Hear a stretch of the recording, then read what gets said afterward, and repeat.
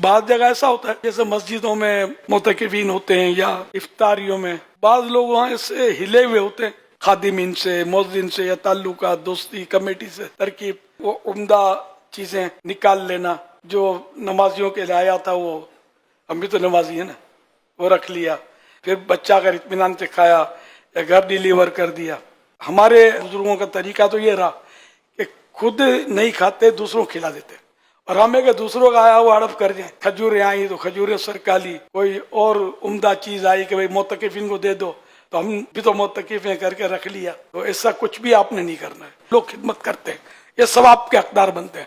آپ بیچ میں کوئی کراس کر لے اور جان جان کے اپنے لیے رکھ لے، یہ تو خراب ہو جائے گا۔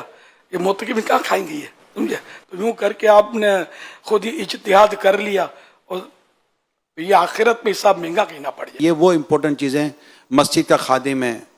اب عام مساجد میں جیسے کہ نارملی لوگ چیزیں دے دیتے ہیں، یا جو مسجد کمیٹی ہے، متولی ہیں، واقف ہوتے ہیں، تو یہ ان سب کو اس معاملے میں بہت احتیاط کرنی ہے جو امیر سنت نے فرمایا ہے۔ اللہ کے پیارے پیارے سب سے آخری نبی صلی اللہ علیہ وسلم نے ارشاد فرمایا، جو شخص کسی چیز کی خواہش رکھتا ہو پھر اپنی خواہش ترک کر دے اور دوسرے کو اپنے اوپر ترجیح دے تو اللہ پاک اس کو بخش دے گا۔ تو اللہ کی راہ میں پسندیدہ چیز دینے کا ثواب ہے۔ اب تو یہ کوئی راہ خدا میں دینے کے لیے آپ کو دے رہا ہے اور آپ اسی پر نیت خراب کر رہے ہیں، تو آپ کا ہوگا کیا ہے؟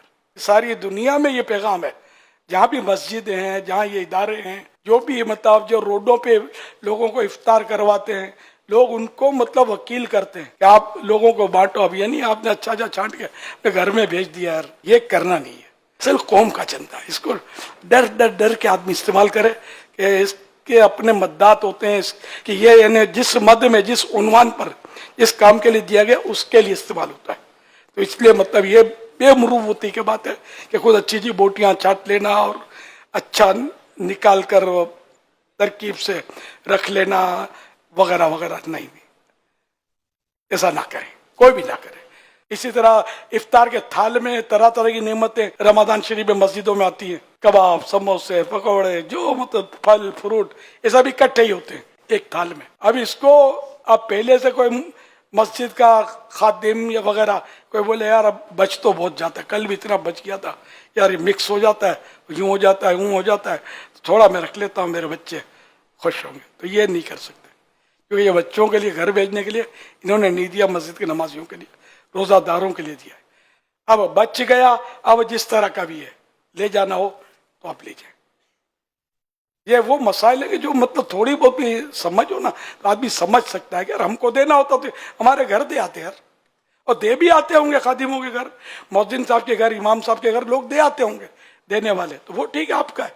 مسجد میں جو آیا یہ نمازیوں کا ہے، آپ بھی ان کے ساتھ بیٹھ کر بھلے کھا لیں، کہ آپ نے روزہ رکھا ٹھیک ہے، آپ بھی افطار کر لیں، اس کو لے نہیں جا سکتے۔ اللہ پاک ہم سب کو توفیق دے کہ ہم سب کھا لیں، اس کے بعد میں ہم بچ گیا ان کا جھوٹا کھائیں۔